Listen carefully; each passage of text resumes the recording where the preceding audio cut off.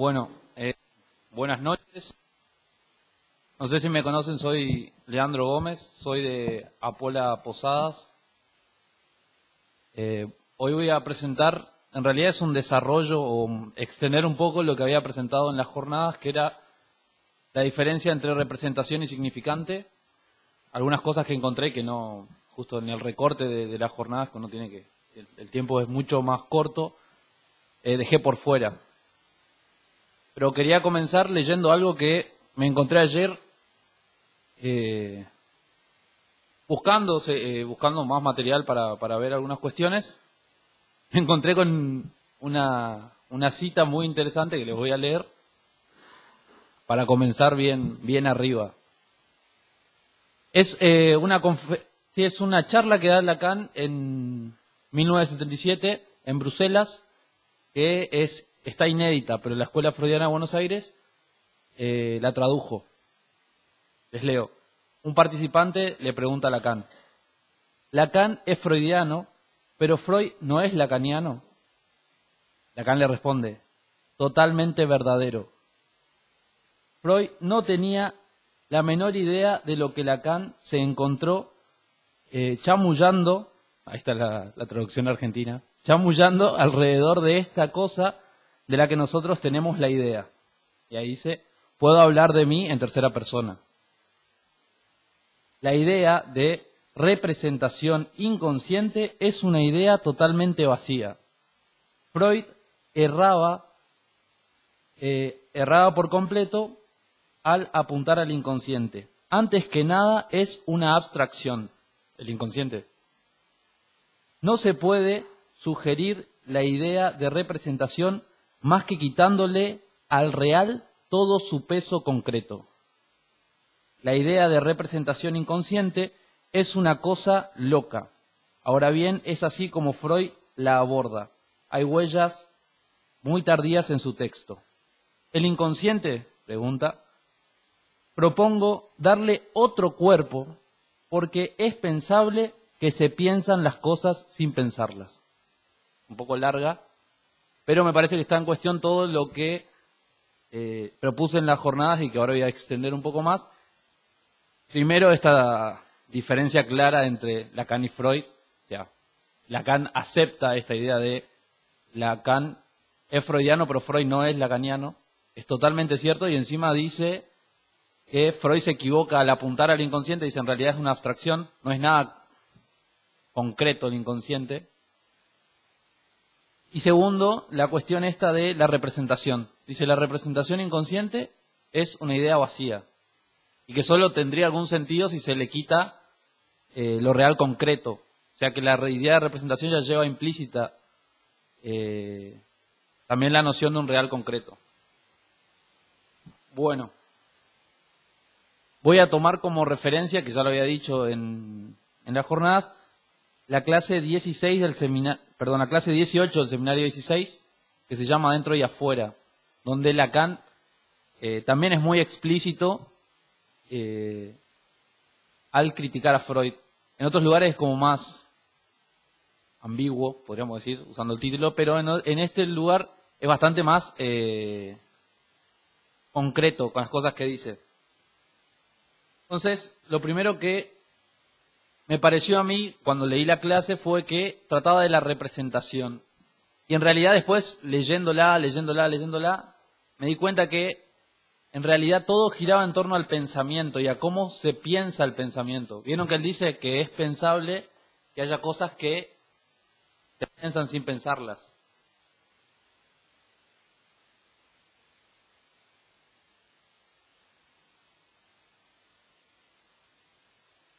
Ahí está. En Freud, si nosotros nos preguntamos, ¿el tema del pensamiento en Freud es un tema recurrente? Sí. Hay una pequeña lista ahí, está en alemán del otro lado, pero te las leo, en castellano obviamente. Pensamiento inconsciente está en la interpretación de los sueños, hilación de pensamiento, cadena de pensamiento, itinerario de pensamiento, actividad de pensamiento, pensamiento de sueño, asociación del pensamiento, círculos del pensamiento, pensamiento de memoria, que esto está en los textos de Schreber en realidad, omnipotencia del pensamiento. O sea, la obra de Freud tiene como elemento central la idea de pensamiento. El tema es cómo vamos o de qué manera lo vamos a pensar, para la redundancia. Lacan lo que hace es introducir por si ustedes ven la clase, entra por el lado del idealismo y del realismo. Nosotros vamos a hacer un paso anterior. Y es la cita que yo les leía de Freud, que podemos decir que el pensamiento para Freud está compuesto por dos elementos: representación es cosa y representación palabra. Como mínimo, podríamos decir. Les leo lo que dice Freud en el texto sobre las afasias.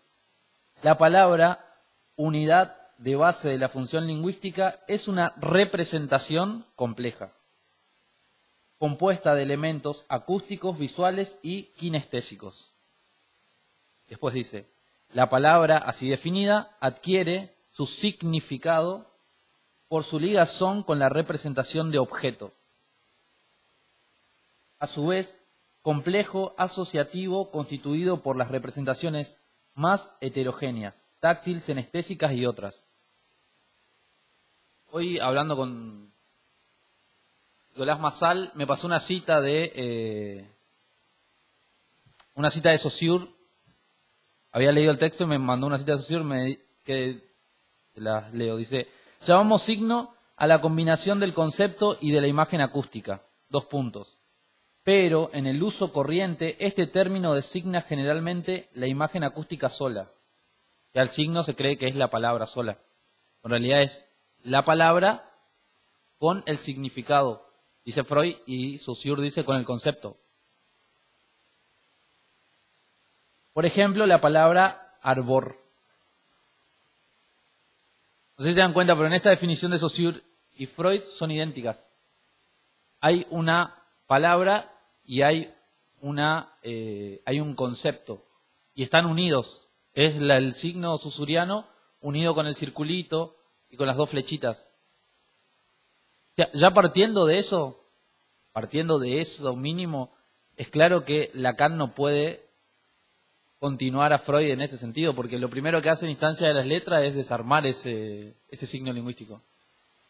Pero sin embargo, los autores, por ejemplo, Assoun dice que Freud trabaja con el significante, y así como trabaja con el significante, se lo puede usar estas citas y dice se lo puede ver en Saussure, y como Lacan trabaja con Saussure, entonces Lacan, la representación de Freud es el significante de Lacan.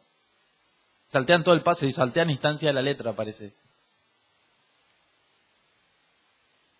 Bueno, esta, como bien marca Alfredo siempre, esta idea de representación cosa, representación palabra, está inscripta en este esquema que Freud dice que primero hay representación de cosas, es un esquema evolutivo, ¿sí? Primero hay representación de cosas, primero nosotros obtenemos, podríamos decir, impresiones, huellas mnémicas de objetos, y con el transcurrir del tiempo, con el desarrollo del niño, se adquiere representaciones palabras que se ligan después a las representaciones cosas.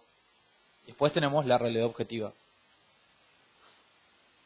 Fíjense que todo este esquema, toda esta idea de Freud, ya implica que haya un adentro.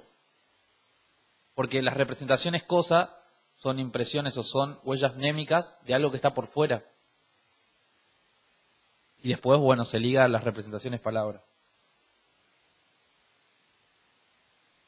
Lo que, cuando se empieza, si ustedes se leen un poco de aquellos autores que intentan hacer una genealogía de los conceptos freudianos, Porcher y Assoun coinciden en que la palabra representación, la Vorstellung freudiana, es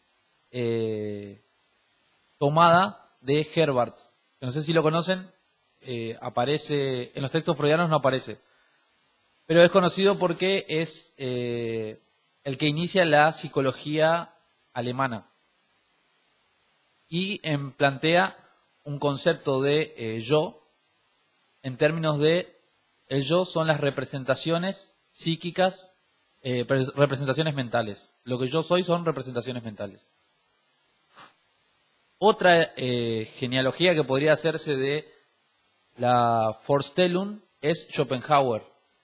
También Alfredo siempre lo remarca, el libro de Schopenhauer habla justamente de representaciones. El título es el mundo como voluntad de representación. Lo que yo me encontré es que Herbart y Schopenhauer tienen la misma filiación. Ahora le voy a mostrar cuál es. Lacan en el texto, en el capítulo 18, propone que hay que trabajar con el idealismo. Y que el idealismo piensa que solamente tenemos contacto con la realidad a partir de las representaciones. Y propone que, dice palabras textuales, el nudo del idealismo se cristaliza con la óptica en el siglo XVII. El siglo XVII, si investigan un poco, el siglo XVII se caracterizó por una tendencia a tomar como tema de investigación la óptica. Ahí están los trabajos de Snell, que Lacan lo toma para el estadio del espejo. Escribe un trabajo Descartes, la dióptrica, que está junto al discurso del método. El discurso del método en realidad esa era como una introducción, lo que nosotros conocemos como el discurso del método, y tenía un trabajo sobre óptica y un trabajo sobre geometría también. Otro que se interesó en esto fue Newton, que tiene también su propio trabajo sobre la óptica. Pero el que hizo como la mayor revolución fue Kepler. En 1604 escribe un trabajo donde define este objeto. Lacan dice que este es el objeto elemental de la óptica. Es la cámara oscura.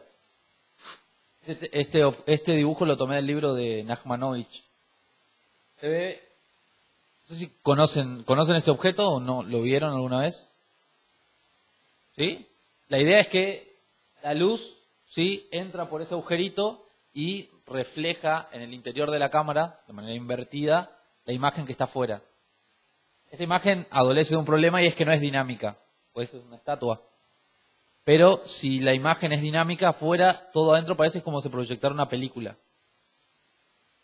En ese momento, este objeto causó un revuelo que ya nosotros no podemos ni siquiera imaginar, porque estamos claramente en una época donde la tecnología avanzó mucho. Pero Kepler, que es el que le pone el nombre de cámara oscura, ¿sí?, de ahí se deriva lo que nosotros llamamos cámara fotográfica. Entonces, quería leerles una cita de Huygens. No sé si se acuerdan de Huygens. Coiré tiene un trabajo sobre él, que es el que inventa el reloj de péndulo, ¿sí? Él ve una cámara oscura de Cornell y le escribe una carta a un amigo y le comenta. Dice: no me es posible describirle a usted esta belleza en palabras. En comparación, toda la pintura parece muerta, justamente porque acá esto es dinámico. Ya que la vida misma, algo más, no necesita las palabras. Figura formas con movimiento según su naturalidad entre sí, de una forma totalmente placentera. Lo que está describiendo es, observa la cámara oscura, cómo las figuras se mueven, cómo las imágenes se mueven, y esto causa una revolución en ese contexto. Este es un ejemplo de un montón de extractos que hay sobre gente que empieza a comentar la fascinación que les daba observar esto. Imagínense ver pinturas petrificadas o pinturas estáticas y empezar a ver movimiento, imágenes en movimiento.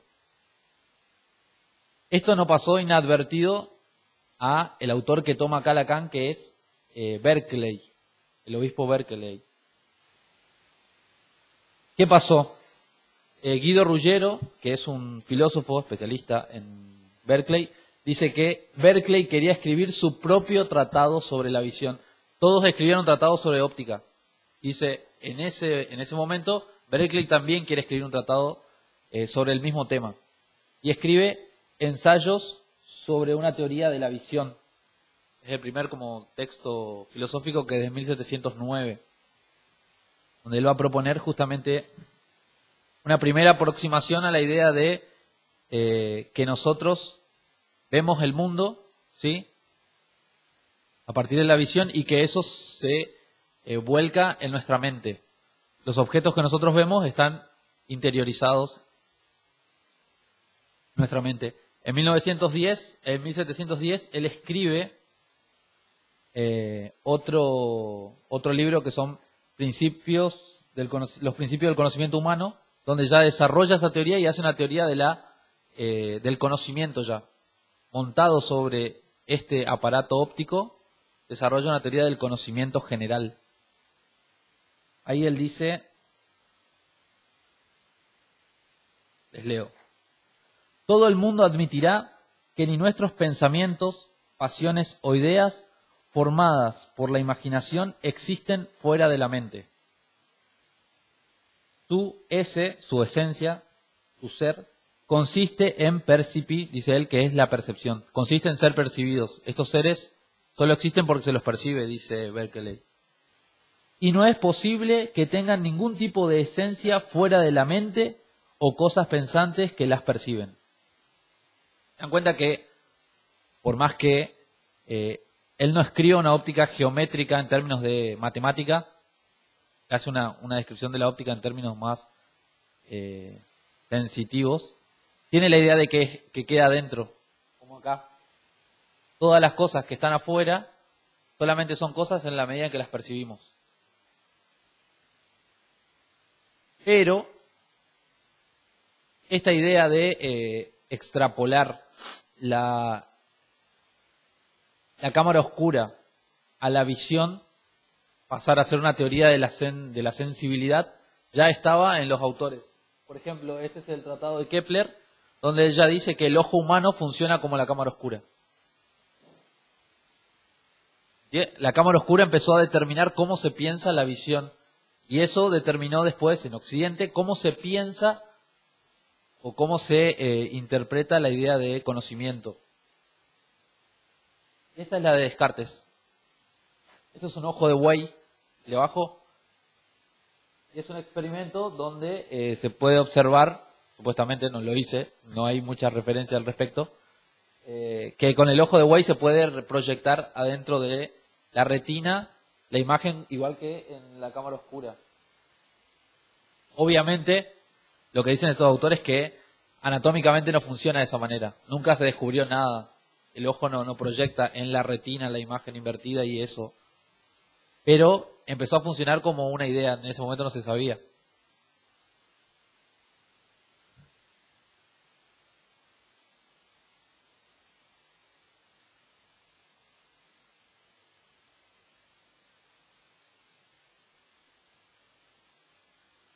A ver dónde estaba. Fíjense, Lacan lo que va a decir. Una adentro y una afuera parece algo evidente si se considera el organismo, a saber, un individuo que está en efecto allí.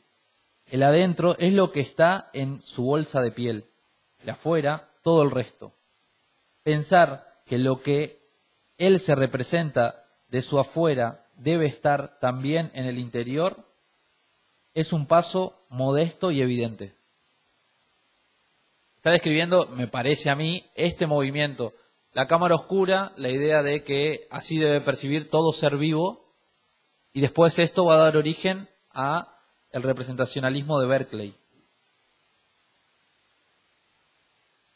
Pero, ¿qué pasa? Ahí yo me encontré un problema porque decía, bueno, ok, ¿por qué si la clase se trata sobre el idealismo de Berkeley, por qué todo el tiempo mete representación, representación, representación? Que fue lo que me confundió la primera vez. Y es que en realidad Berkeley no usa la palabra representación, él usa la palabra idea, usa representación pero no la toma en este sentido.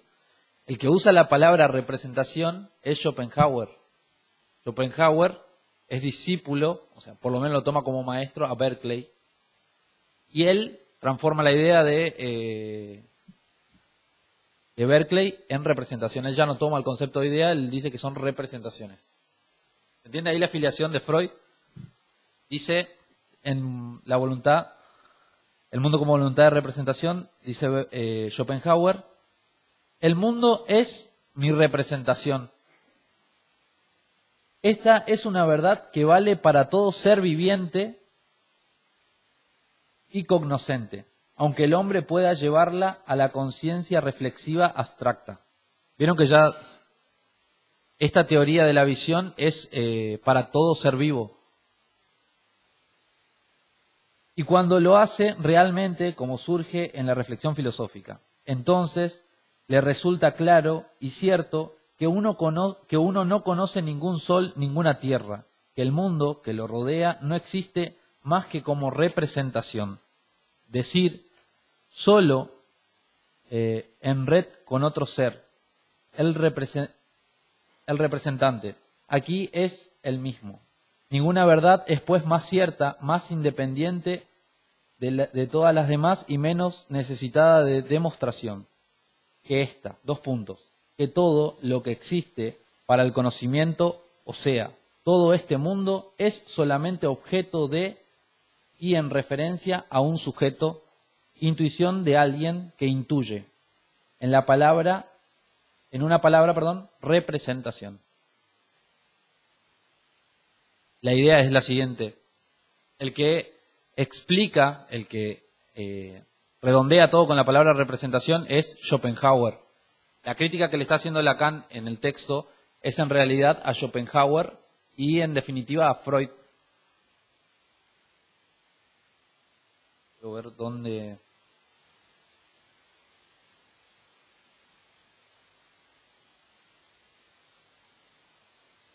El problema es el siguiente.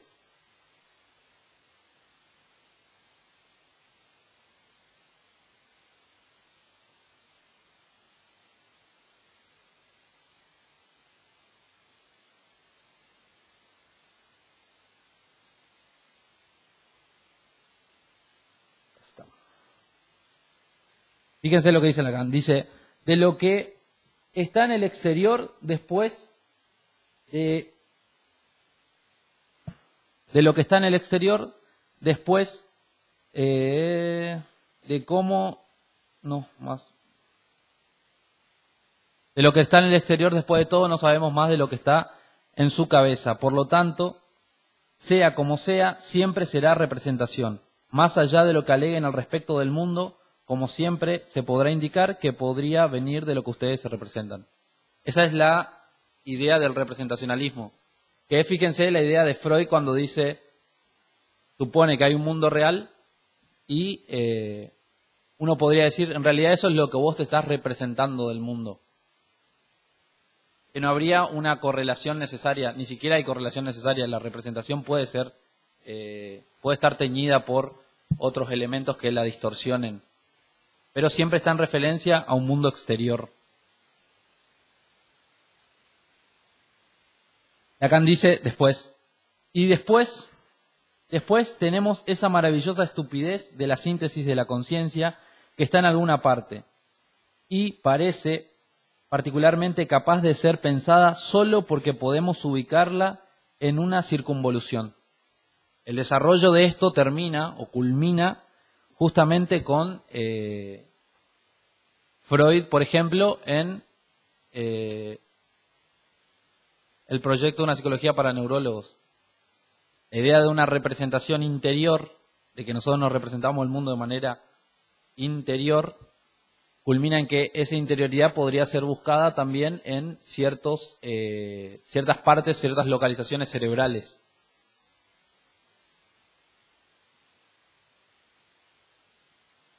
Lo que dice Lacan es que este esquema es el que determina que nosotros pensemos las cosas, por ejemplo, el pensamiento. La representación, ¿sí? La representación freudiana es justamente eso. Es nosotros pensamos interiormente aquello que se ve por fuera, aquello que está afuera, el mundo exterior. Y él dice que en realidad a nosotros nos parece algo evidente y que no lo pensamos porque es parte de nosotros mismos, es como se piensan las cosas en este momento. Y para demostrarlo, él opone a la idea de Aristóteles. Él dice, fíjense, lean Aristóteles, en el Tratado de la Sensación. Como él no cuenta con la cámara oscura, el problema se le presenta de otro modo cuando tiene que pensar la visión. Dice, Aristóteles, con su breve tratado sobre la sensación, es, pese a todo, un texto bastante sorprendente para percibir que, por el estilo con el que aborda lo relativo al ojo y con el que presupone dar cuenta del hecho de la visión, le falta todo lo que plantea un problema para nosotros, a saber, el aparato más elemental de la óptica, la cámara oscura. Y ahí habla Aristóteles, dice, hay muchas otras cosas llamativas, como las formas en las que desemboca, que considera esencial a las cosas la dimensión de lo diáfano, mediante lo cual explica que el ojo ve aquello y sólo aquello que en el orden de lo diáfano representa un aparato particularmente calificado. Lo que dice Aristóteles es, nosotros vemos las cosas porque participan de lo diáfano. Él dice, el ojo tiene el elemento del agua y el agua es transparente. Y las cosas, en definitiva, dice Aristóteles, son transparentes. Como las cosas son transparentes, la visión lo que hace es coincidir con las cosas. Me da cuenta que la visión ya no es interior, no es una representación. Lo que yo veo no es representación, sino, dice Lacan, continúa acá, lejos de tratarse de algo que de algún modo se parece a un adentro y a un afuera, el ojo ve en la medida en que participa de una cualidad que llamaría visionaria. No es tan tonto, dice. Es una manera de sumergir al sujeto en el mundo. Sin duda, la cuestión se volvió algo diferente para nosotros. ¿Entienden? La idea es, hay un esquema elemental, que es el de la cámara oscura, que determina cómo pensamos las cuestiones. Sobre todo el de la visión. En Aristóteles, al no contar con este elemento, piensa el problema de la visión de otra manera. Pero ¿qué pasa? Nosotros podríamos decir, ok, Aristóteles es mucho más libre a la hora de pensar la visión porque no está determinado por este esquema. Lo cual también es falso. Porque Aristóteles se encuentra con un problema ahí. Dice, son 4 elementos. Agua, tierra, fuego y aire. Pero son 5 sentidos. Entonces no le encaja. Dice, si cada sentido le corresponde un elemento, entonces hace toda una maniobra. Lacan se burla y dice, ese es el modelo que lo determina Aristóteles. Hace toda una maniobra para hacer coincidir el gusto y el tacto con la tierra. Para que no le quede ningún elemento suelto.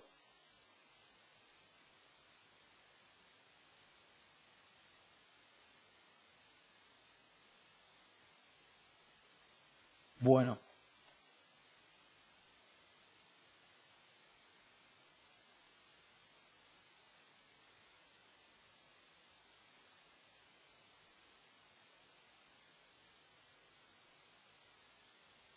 Esta idea, vieron que Lacan habla de Aristóteles sumerge al ser en el mundo.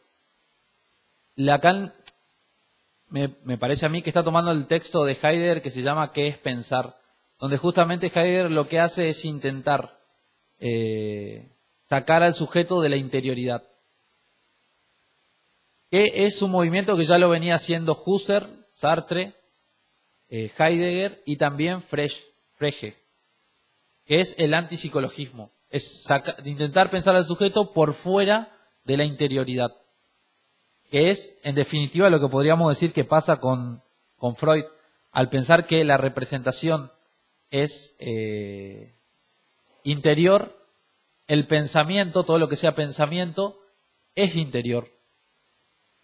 Fíjense, sino que las referencias que él toma es Schopenhauer, que es alumno de Berkeley, o Hume, de la mano de Herbart. Herbart toma como filosofía Hume. Y Hume es parte de el empirismo. Y no sé si sabían, pero Luke, Berkeley y Hume, los 3 son empiristas. Solamente que el empirismo de Berkeley es un empirismo que rechaza la idea de que hubiera realidad efectiva. En cambio, Hume y Luke no. Para ellos sí existe la realidad. Entonces, el problema que se encuentra, para mí, el problema que tiene el esquema freudiano es justamente esta idea de la interioridad del pensamiento. Y en la interioridad del pensamiento se debe justamente a que participa de una lógica de la cámara oscura. Entonces lo que hay que cambiar, y era lo que les planteaba en el artículo, es con qué modelo se piensa el pensamiento, qué modelos utilizamos para concebir el pensamiento. Y para eso quería mostrarles esto justamente, que Aristóteles también es parte de esta idea de participar de un modelo. No es que la gente es libre, no es que la gente no tiene algo que lo determine a la hora de pensar ciertas problemáticas. De hecho, y en la búsqueda de estos trabajos, lo que me encontré es, por ejemplo, que Frege dice que el pensamiento no es individual. Dice, si yo pienso en un árbol y vos pensás en un árbol, tenemos el mismo pensamiento. Y ahí dice, bueno, pero ¿en qué lugar estaría? Y él propone que hay una tercera esfera, un lugar otro, donde el pensamiento existiría. Y que nosotros lo que hacemos solamente es replicar ese pensamiento. Podría ser muy similar a la idea de un lugar virtual para Lacan. Que están pensando, me parece a mí, lo mismo que Lacan, es la idea de salir del psicologismo freudiano.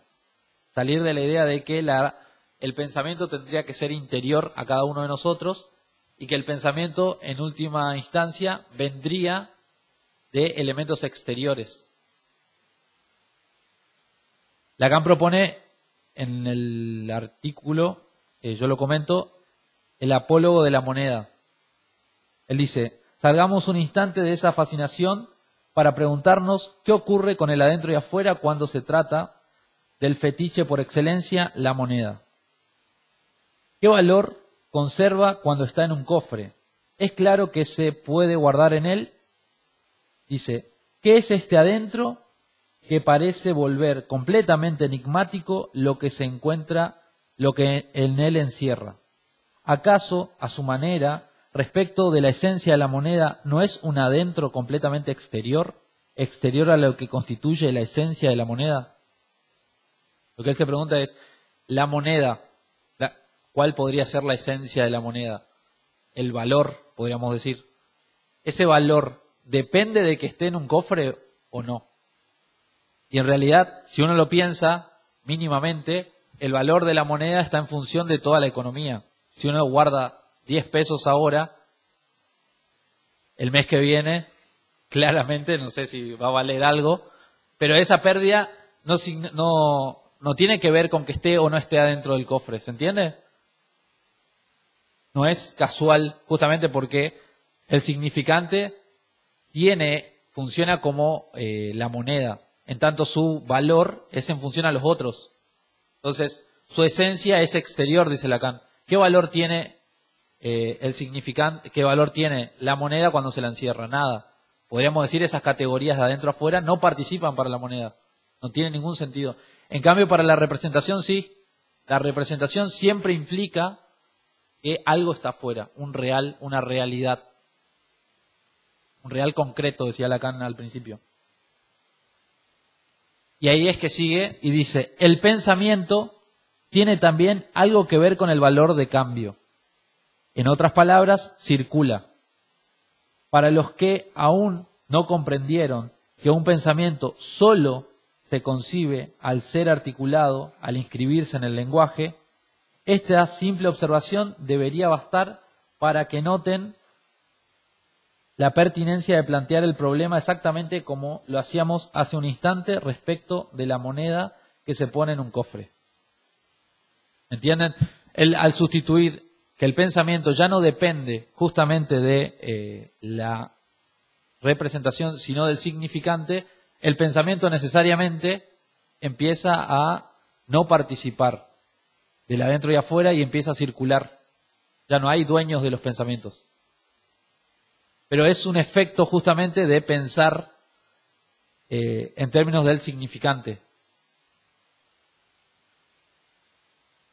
¿Qué es el problema que tiene Freud? Freud tiene que pensar algo y toma elementos de su época, toma la representación. Y todo su esquema funciona en términos de representación, funciona en términos de un adentro y afuera. Cualquier otro elemento que quiera romper eso, me parece a mí que contradice el mismo esquema freudiano. Funciona de otra manera, es otra máquina.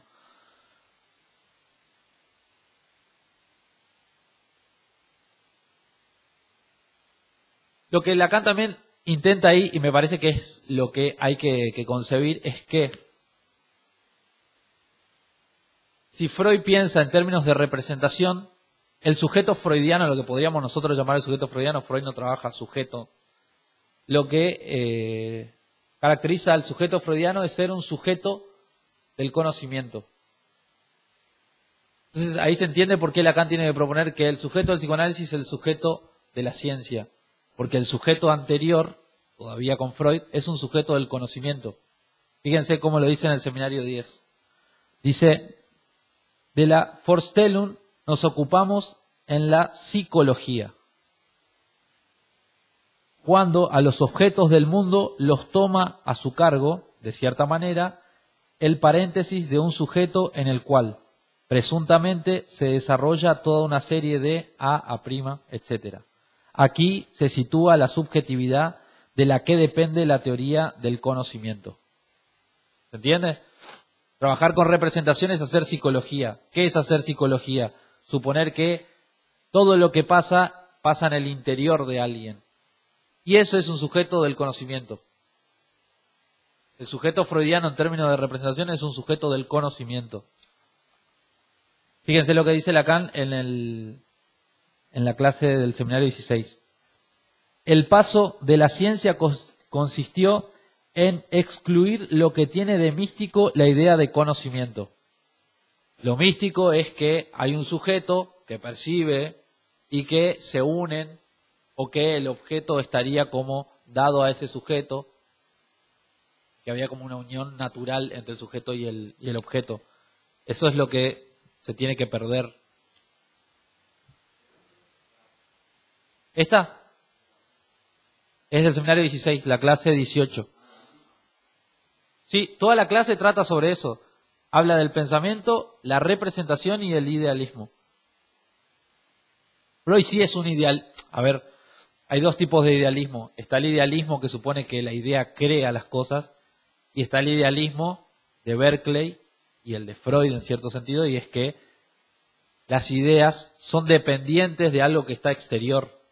Porque Berkeley no dice que no haya nada exterior. Él dice que no es material, no puede asegurar que es material, pero que hay algo exterior, sí, claramente hay. Y que eso determina el conocimiento, por eso es empirista, porque dice que el conocimiento parte de los sentidos. Bueno, entonces dice, el paso de la ciencia consistió en excluir lo que tiene de místico esta idea de conocimiento, en renunciar al conocimiento y en constituir un saber que es un artefacto desarrollado a partir del presupuesto radical de que sólo tratamos con los artefactos que maneja el sujeto, y más aún, que éste puede purificarse como tal hasta ser el soporte de lo que se articula como saber ordenado en cierto discurso, el de la ciencia. Entonces, ¿qué pasa? Si uno renuncia a la idea de conocimiento, renuncia necesariamente a la idea de el ser viviente, porque la idea de conocimiento implica que el conocimiento vale para mí, vale para el perro, vale para el caballo, vale para todo ser viviente, porque si es sensitivo, necesariamente tiene que trabajar de la misma manera, aunque el hombre tenga la posibilidad de reflexión, dice Schopenhauer, pero vale el mismo esquema para todos. Cuando Lacan trata de pensar para el psicoanálisis, no parte de un sujeto. ¿Vieron que dice? Cuando se parte de un sujeto, se termina la teoría del conocimiento. Cuando tiene que pensar el psicoanálisis, a mi entender, parte de un saber, el saber científico. Ese saber científico, si uno parte del saber, un saber científico que no necesita la referencia a una realidad exterior, hay que pensar qué sujeto le corresponde a ese saber.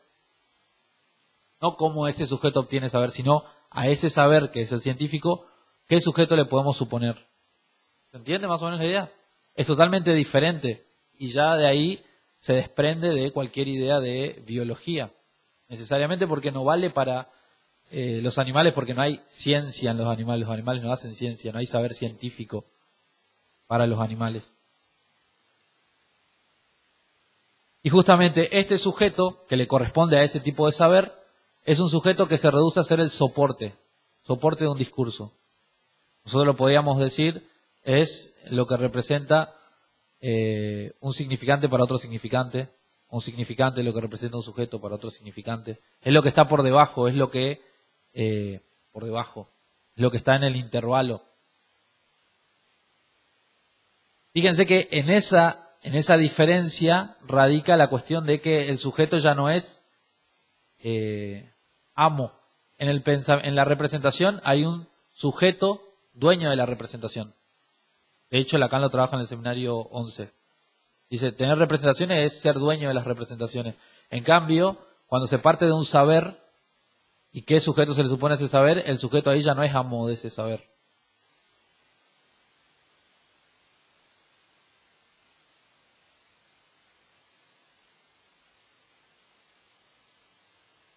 Entonces,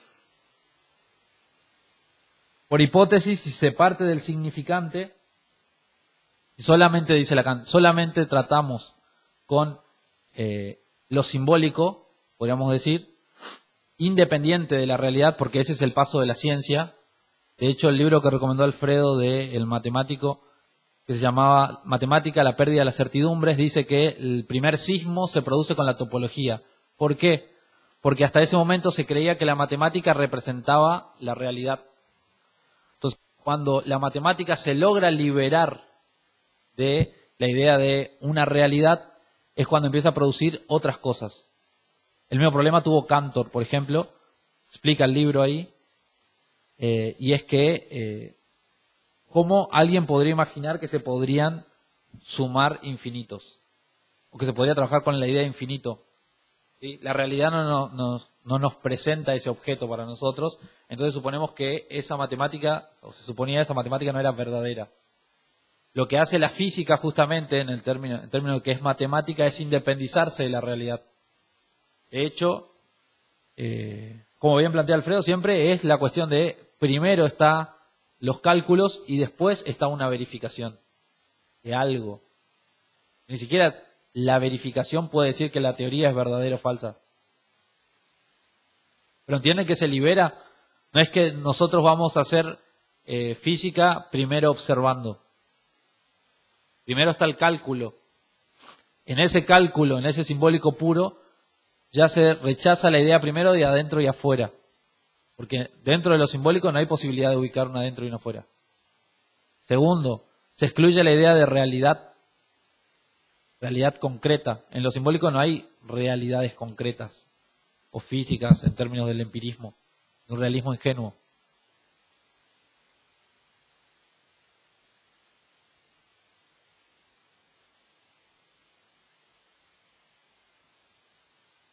Pero, sin embargo, aparece la necesidad de, Lacan lo dice, que lo simbólico crea un real nuevo. Él dice que en este capítulo, dice, me propongo mostrar que este real, respecto del cual debemos considerar que el nuestro es un saber que avanza, dice, el nuestro es un saber que avanza porque, termino la cita y les comento, dice, debemos considerar que el nuestro es un saber que avanza, puesto que es parte integrante de una subversión que introducimos en lo real. O sea, se introdujo una subversión en lo real. ¿Cuál es esta subversión? Que lo real es efecto de lo simbólico. Ya no está lo real al principio. Y si usted lo ven en la clase, él dice, para el idealismo lo real está al principio. Para el realismo ingenuo, lo real está al principio y el pensamiento es dependiente. Incluso él dice, para cierto marxismo también, dice, porque Marx piensa que la ideología es dependiente de los modos de producción reales, concretos, dice Lacan. O sea, en última instancia, ese real siempre es primero. En cambio, Lacan dice, nuestro saber avanza porque somos parte integrante del discurso de la ciencia en la medida en que introducimos esa subversión en lo real, que es que lo real ya no es algo concreto, sino que es efecto del discurso simbólico o de lo simbólico. Más o menos lo puse en este cuadro, que es la representación freudiana implica necesariamente un sujeto de la representación, que en última instancia es un sujeto del conocimiento. Ese es el sujeto freudiano, sujeto del conocimiento. Acá tendría que haber puesto sujeto del conocimiento. Me parece que a mí, por eso Lacan tiene que especificar que el sujeto del psicoanálisis es el sujeto de la ciencia. Si no, ¿por qué decirlo? O sea, me pregunto yo, ¿no? ¿A qué se está oponiendo? A esa otra idea de sujeto que está implícita en Freud y que uno es sujeto de la representación. En la representación la realidad es exterior. Necesariamente, no hay forma de que la realidad no sea exterior. Pensado en estos términos, sí hay una realidad y necesariamente tiene que estar por fuera de uno, no ser psicológica. Y eso deriva en una tópica o una topología de la esfera que inicia, como más o menos lo fue indicando, con la cámara oscura. En cambio, el significante implica otro modo de pensar donde el saber se parte del saber primero y a ese saber se le empieza a preguntar qué sujeto se le podría suponer. Y ese es el sujeto de la ciencia. Un sujeto que no está dado por su corporalidad. Ese real que produce, no es que quedamos sin real, sino que produce un real que es éxtimo. O sea, y acá viene la paradoja, por eso es topológico. No es exterior como el de no es exterior puro, podríamos decir, como el de la representación, pero es un elemento dentro de lo simbólico que a la vez no participa de lo simbólico. Por eso implica otra dimensión espacial que es la topología, donde ya las mismas categorías freudianas no pueden funcionar. De hecho, en esta lógica, por ejemplo, el pensamiento funciona de manera totalmente distinta. Ya no hay pensamientos de la gente tomada de manera individual, sino que hay pensamiento en términos generales, o hay pensamientos que no corresponden particularmente a nadie. En el material, en el artículo, yo había comentado un caso, justamente donde se planteaba era esta cuestión de una paciente que preguntaba cómo podía ser que comparta la misma idea de amor que la abuela. Ella le sorprendía que cuando le fue a preguntar qué pensaba del amor, le decía lo mismo que ella había dicho en análisis. Era algo que ella no sabía tampoco. Entonces empieza a preguntar, bueno, ¿cómo puede ser que la abuela diga lo mismo si ella nunca se lo dijo? ¿O cómo pueden ser que piensen lo mismo? Ella participa de la esfera realmente es en realidad el sentido común freudiano, podríamos decir. Esta lógica implica un paso por fuera de ese sentido común, donde justamente los pensamientos no son de nadie. No es casual que también en el seminario 16 es donde Lacan presenta su revista y dice, en esta revista nadie va a poner, siguiendo lo mismo que hace Bourbaki, nadie va a poner el nombre al artículo, porque si ahí eso habla, cualquier nombre podría ser intercambiable. ¿Se entiende eso? Dice, si realmente eso habla, no se le puede atribuir a nadie. De nadie es eso que se escribió ahí. Si es real, si es verdad que eso habla. Era todo el problema que se tiene con esto de hacerse responsable, ¿no? Claramente de lo que uno dice. Incluso en los artículos.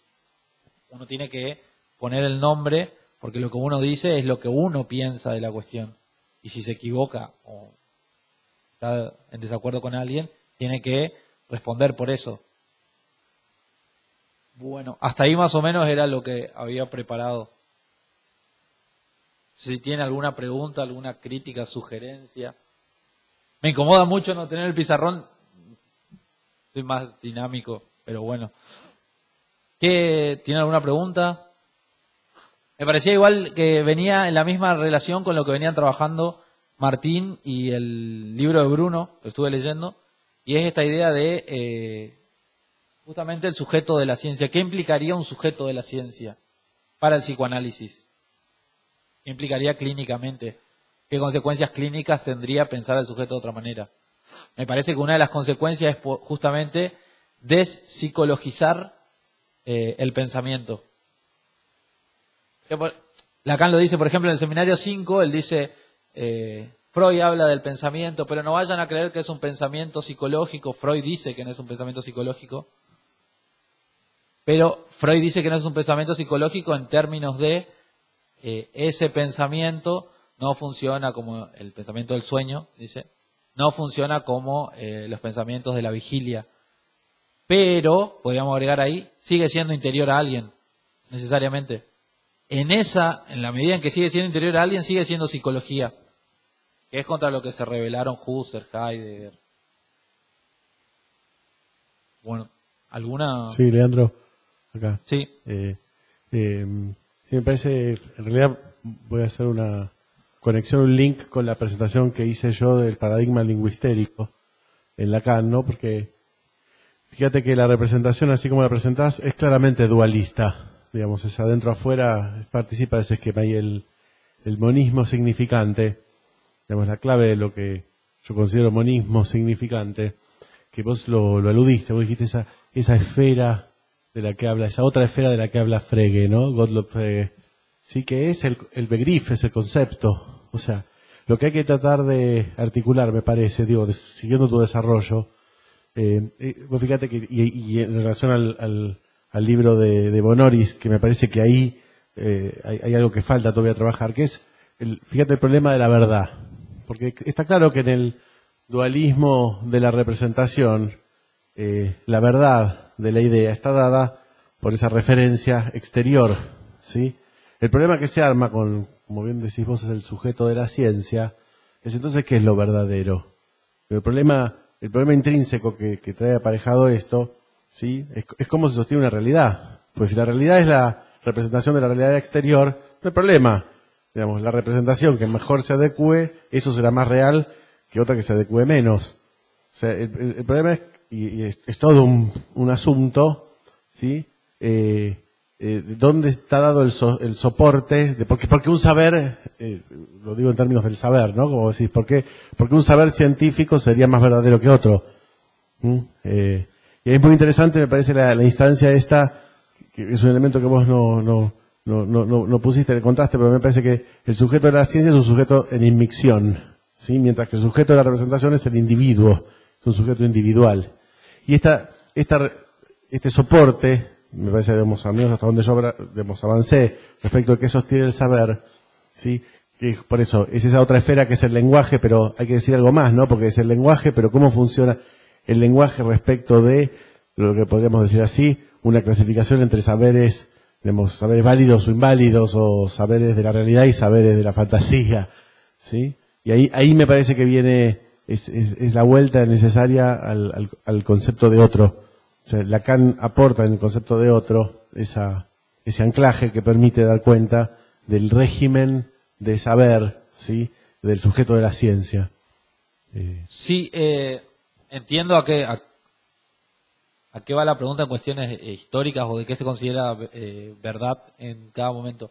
Me parece a mí que lo que destaca ahí Lacan cuando habla del sujeto de la ciencia, a mí entender, no es que la ciencia sea un saber más verdadero, sino cómo la ciencia piensa los problemas en términos de saber, es la idea, porque nosotros tampoco vamos a los pacientes a decir, no, usted tiene que pensar en términos de ciencia, sino que nosotros analizamos cómo la ciencia analiza ese saber, o sea, en términos de una articulación, que también, por ejemplo, resuelve un problema que, por ejemplo, con el auge del feminismo, la idea de deconstrucción.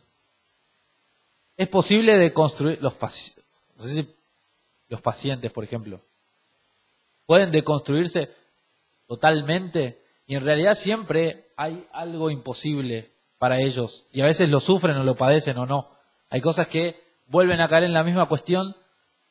Entonces es necesario, a pesar de la dimensión significante que te da un desplazamiento totalmente, todo el tiempo vos podés estar cambiando, hay un límite a ese cambio, me parece, que es necesario suponer ese real intrínseco a eso, producido por eso, y que quizá saliendo de ese régimen de saber, ya no sea ese el punto de real, ese punto de imposible. Pues fíjate que... Pero no, me parece a mí, sí, por fuera de eso, no sé si en este punto, obviamente, en este punto del saber, si el sujeto de la ciencia implica que se considera verdad en cada momento. No, Lacan dice que está forcluida la verdad. O sea que justamente cae la idea de que hay una verdad al que el saber se podría aproximar, que el saber realiza su propia verdad. Esa me parece la pista. Pero algo más que vos decías respecto de lo real, que tiene que ver con otra característica que vos no tomaste, el significante, que Lacan toma muchísimo, es el tema de la letra, que es el significante vaciado de significado, que sería, digamos, la fórmula, ¿no? La escritura del sujeto de la ciencia es el matema, y el matema, digamos, usa la letra vaciada de significación en una articulación, digamos, en una relación con otras letras, que es una relación puramente lógica. De paso anticipo lo que voy a trabajar yo en el curso, que es la idea de lo real como imposible lógico. O sea, si hay una estructura, retomando tu argumento, si hay una estructura trascendente, ¿sí? Que es esa otra esfera, que Lacan piensa en relación al lenguaje o al otro, ¿sí? Que es lo que soporta la estabilidad del mundo, ¿sí? Es posible por vía de la matemática, por vía de la lógica, captar, digamos, poder aislar su estructura. En ese sentido, la lógica del fantasma, ¿sí? Operaría como la lógica del fantasma del sujeto de la ciencia aplicado al psicoanálisis es lo mismo que la lógica de la fórmula de la estructura del mundo, ¿sí? Del sujeto de la ciencia para la ciencia. Y esa estructura se puede escribir en fórmulas que no significan nada. Las letras de la fórmula no significan nada, ¿sí? Entonces ahí tenés, digamos, el real, te propongo, así como estás pensando, es lógico, digamos, no es un real fenomenológico. Ajá. Es un real puramente lógico y está dada por la estructura, digamos, que sostiene la posibilidad de decir un saber, ¿no? Ahí viene también otra idea que es la de discurso, que Lacan tomará el seminario siguiente a este, que no es casual que tome el seminario 17 la idea de discurso, porque podría ser esa la estructura de los saberes posibles. Sí. Me parece que es el modo de circunscribir lo real. Igualmente me parece que está claramente es pensar en términos de otro esto. Porque ¿qué pasa? Había una frase que se le atribuye a Freud, en Facebook aparece, que dice, si dos personas piensan lo mismo, una piensa por los dos. Que es, cada persona, ¿sí? Tiene que pensar de manera diferente porque son diferentes. Y en el caso que yo les dije, bueno, entonces es el pensamiento de la abuela y la abuela se lo pasó a ella, que es el mismo problema. O sea, ¿es el pensamiento de la abuela? No, ni siquiera es el de la abuela. No hay que pensar que sea de alguien de vuelta, volvemos al mismo problema. No hay que pensar que es de la abuela o que era de la... ¿sí? Sino que es un pensamiento quizá de esa familia, quizá de esa cultura, quizá de... Entonces te va ampliando y no es en términos de alguien en particular, que podríamos hacer lo mismo. No, en realidad lo que le pasa a usted es que está siguiendo el mandato que le dio su abuela. Y de vuelta, ¿y a la abuela quién le dio el mandato? Porque no, nadie se pregunta eso. ¿Y la abuela? ¿Lo sabe o no lo sabe? ¿O también es pensada por eso? Pero cuando se pregunta el problema de la responsabilidad subjetiva, bueno, no, te dicen, no responsabilizar al paciente hace que el paciente le eche la culpa al padre, la madre, el tío, la abuela, el hermano. Porque eso que hace sin darse cuenta, en realidad lo hace por aquel otro. Entonces uno podría preguntar también, pero ese otro, se supone que ese otro sí sabe que hace las cosas cuando las hace. Y tampoco es así. O sea, si vale también la hipótesis del inconsciente para nuestro paciente, vale para todos. No es solamente para bueno, el otro cuando hace tal cosa sabe, está haciendo cosas a sabiendas. Pero sí, me parece que la idea es justamente introducir el otro en términos de no individualidad. Porque si no es lo mismo. Hay otro. Vieron que lo trabajan al otro así en esos términos. El otro es la madre. Entonces todo está en función de la madre. Pero ¿en qué sentido? Puede ser un otro la madre, encarnado como lo trabaja Alfredo. Pero cuando se habla de inconsciente, de pensamientos, de ideas, es porque la madre le dijo esa idea y la madre es poseedora de esa idea y ahora se la imprimió a la hija. Parece que la idea de Freud... Vieron que cuando Freud no lo puede decir, bueno, no... Para que se piense bien, este esquema es bastante arraigado en Freud. Cuando Freud dice, bueno, no se puede suponer que haya tenido una experiencia el chico de ver a los padres teniendo relaciones sexuales, pero esa fantasía aparece, entonces es una fantasía prehistórica que se pasa de adentro a adentro. O sea, de mi interioridad se la pasé a la interioridad de mi hijo. Entonces todo la traen desde la interioridad, desde algo que pasó en algún momento. Pero ese algo pasó necesariamente. El padre de la horda es una hipótesis de esa. Necesariamente tuvo que haber un padre que sea así, por eso todos ahora. Pero se va transmitiendo. Siempre está el real en términos de exterioridad que inició eso. Otra.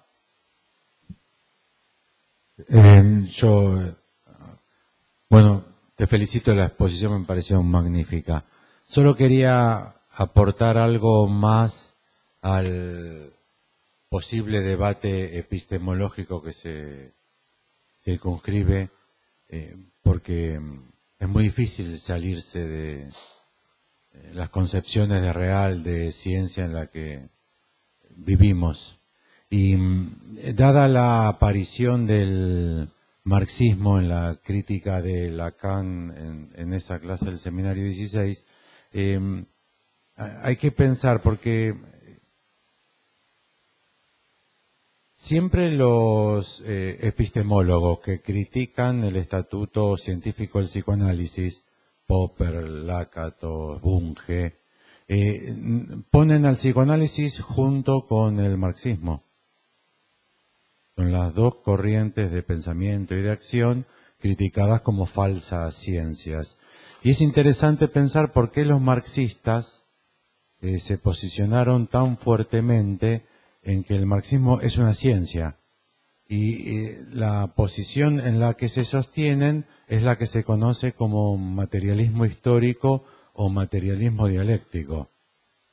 Es muy complejo establecer en una intervención de 2 minutos en qué consiste, pero digo, la pista está en que están totalmente persuadidos que es científico lo que hacen porque creen que parten de un materialismo. Y efectivamente me parece que el error tanto de Marx como de Freud es suponer que parten de una contrastación empírica de hechos fenoménicos. En Marx sería el sistema de producción de bienes y la plusvalía en esta época, pero el problema que radica ahí es la idea de ciencia.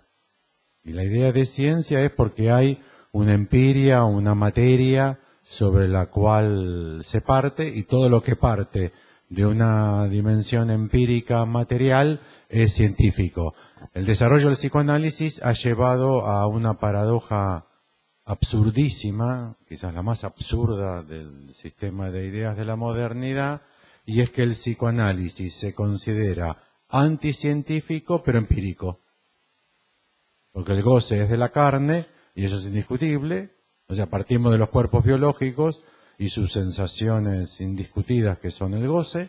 O sea, partimos de una base material y somos anticientíficos, que sería la solución moderna que encontró el psicoanálisis a la crítica epistemológica.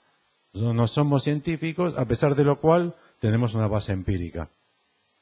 Y me parece que tu argumentación es magnífica para ayudarnos a pensar lo que tiene de prejuicioso toda esa argumentación. Acá Lacan dice que el marxismo quiere transformar lo real. Dice, pero siempre está en desventaja porque lo real está primero. Dice, y el pensamiento es dependiente de lo real. Entonces nunca lo va a transformar porque siempre está dependiendo de ese supuesto real que condiciona ese pensamiento. Ahí es cuando él introduce la idea de que el nuestro sí, a diferencia de ese, es un saber que avanza porque introduce una subversión en lo real. Es esta, me parece que es esta, no la explicita. Sí. No, era hacerte un agregado, un comentario. No mencionaste a Hegel en toda esta cuestión de representación, pero creo que incluso antes de 1800 ya Hegel insistía con el tema de Begriff y Vorstellung. Hacía lo marcaba bien. O sea, viste esa evolución que plantea de conciencia, autoconciencia, del espíritu, bla, bla, bla.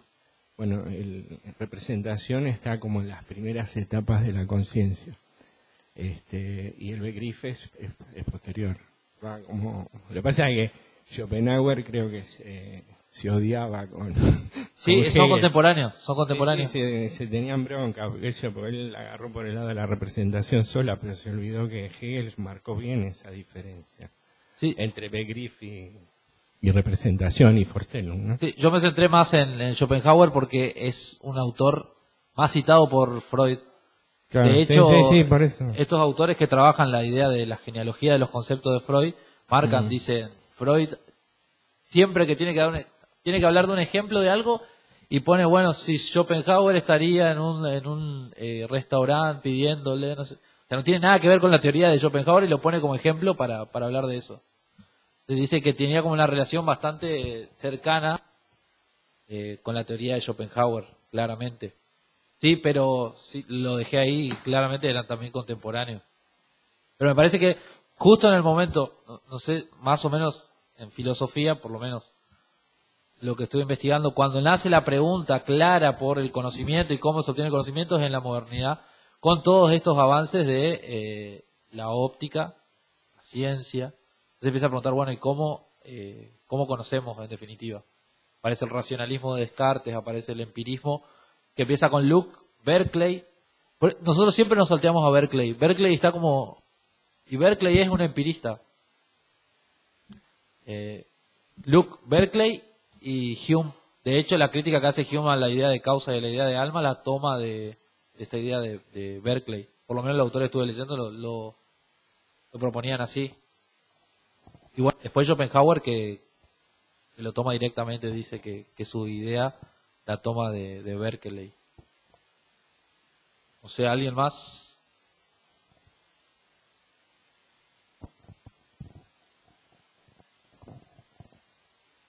Yo creo que los dos paradigmas, pues hablas de la noción de realidad, el problema que se arma, y no en vano uno de los primeros textos de Lacan que publica en Lejitos es de 1946 y se llama Más allá del principio de realidad. ¿Sí? Me parece la idea que el paradigma freudiano es realista en el sentido de considera que hay una realidad que se representa. Ahora, el paradigma del significante, así como está planteado, es una pregunta que dejo abierta. ¿Qué es la realidad? ¿Sí? En el sentido de qué es lo que podemos dar cuenta de eso que se llama realidad cuando no depende, ¿no?, de ninguna adecuación entre las representaciones individuales y algo exterior. ¿Sí? Es subversiva, no es solo la subversión del sujeto, una subversión de lo real, sino es una subversión de la noción de realidad. Sí, lo que propone el paradigma significante, a eso voy. Sí, acá en este cuadro obviamente se pueden agregar un montón de cosas, pero es porque me parece a mí que se van oponiendo necesariamente. Por eso, no, que lo Me queda pareció dejar que era claro ahí. Y cuando Lacan dice, el sentido que discute la dualidad de la realidad psíquica versus realidad real de Freud, está pegando en este punto. Está diciendo que hay otra concepción de realidad. Desactiva la idea de proyección como usted piensa que en realidad tal cosa, porque tampoco, sí. ¿Cómo Freud sabe cuál es lo? Freud es más objetivo que el paciente. Nosotros somos objetivos con nuestro paciente cuando hablamos de... O sea, esto también le explica que nosotros tampoco sabemos.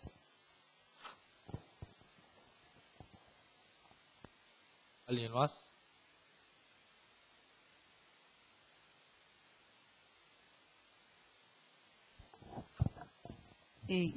Gracias por la gracias por la charla tan interesante. Solo quería agregar una moción de precaución con respecto a Marx y con respecto a yo no conozco muy bien la lectura que hace Lacan de Marx, pero lo que veo que está circulando, y corríjanme si es incorrecto lo que escucho, es una recuperación del joven Marx de la ideología alemana. ¿Mm? Y ya en la ideología alemana y después de la ideología alemana, Marx abandona la cuestión de la determinación de la economía como última causa.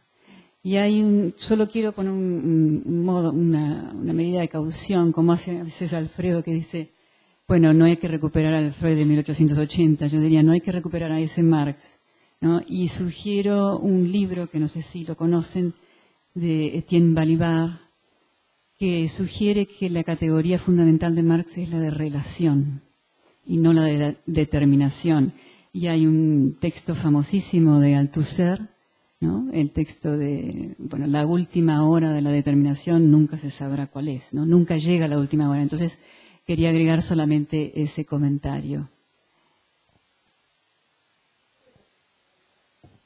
El texto de Balibar se llama La filosofía de Marx. Es un librito de 150 páginas que es una joya.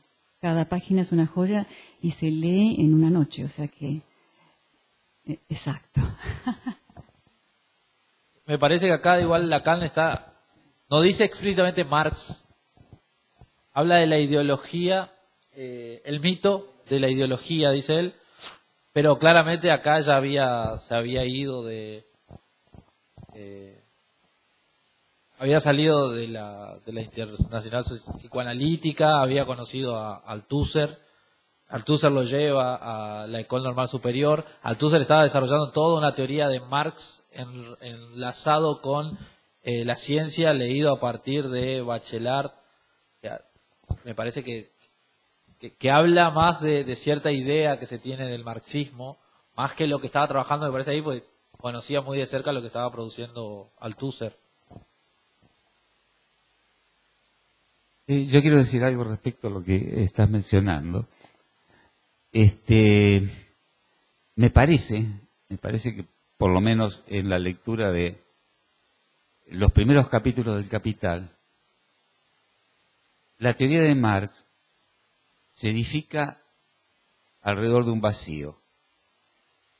Es decir, se edifica alrededor de un concepto que es el concepto de valor, alrededor del cual se entretejen las relaciones que Marx va a desplegar en punto a lo que son, por un lado, las manifestaciones del valor, que es el valor de cambio y el valor de uso. Pero ninguno de estos dos conceptos en sí es lo que articula, digamos, el desarrollo, sino que el concepto articulador como vacío es el concepto de valor. ¿Dónde está el valor? En ninguna parte. Lo que tenemos son manifestaciones de valor, ya sea de cambio o de uso, que fue lo que aprendimos con Martha Harney, digamos así. Pero esa lectura es terriblemente peligrosa porque se pone un empirismo, digamos así, un tanto terrible. Por otro lado, Marx, lo dice en la introducción, él con su trabajo de lo que se ocupa es de dar un golpe teórico, ¿no es cierto?, a la economía política de su tiempo. Él no tiene nada que ver con ninguna revolución, lo que se dice en el nombre del marxismo no tiene nada que ver con Marx, etcétera, ¿no? Él se dedica a dar un golpe teórico, absolutamente en el terreno de la abstracción, con sus articulaciones, digamos, en punto a lo que tiene que ver con la producción y reproducción de la vida material. Él se ocupa de eso nada más. Él estaba a punto de morir y agrega, dice, a mí me han atribuido cualquier cosa en relación a las cuestiones históricas y yo no soy cocinero del porvenir, qué sé yo. No soy cocinero del porvenir. Dice, qué sé yo, qué va a pasar mañana, qué no va a pasar. No tengo la menor idea. Y efectivamente, si alguna vez fue obligado a intervenir en las cuestiones de la política cotidiana, es porque, bueno, se lo pedían y se puede haber recontra equivocado. No digo que no se haya equivocado. Pero a mí lo que me interesa no es destacar eso, sino que la posición epistemológica de Marx, que se basa, ¿no es cierto?, en una abstracción. Es alrededor de ese redondel que se llama valor. En la segunda página del Capital está eso. Sí, me parece que de vuelta era lo mismo. La crítica iba al marxismo, lo que dijo Alfredo me parece que iba al marxismo y no tanto a Marx y cómo se leyó Marx. Se asimila marxismo a todo lo que vino después de Marx. Pero Marx de los ocupó de una cuestión teórica, esencialmente teórica. ¿no? No de cómo va a ser la sociedad del futuro, aunque en algún momento se haya caído ahí. Él se ocupó de hacer una crítica teórica para mostrar cómo la lógica del capitalismo te pone permanentemente en crisis. O sea, cómo se va sucesivamente, digamos, reciclando sobre una crisis y el horror que eso genera, ¿no? ¿Alguien más? Bueno, gracias.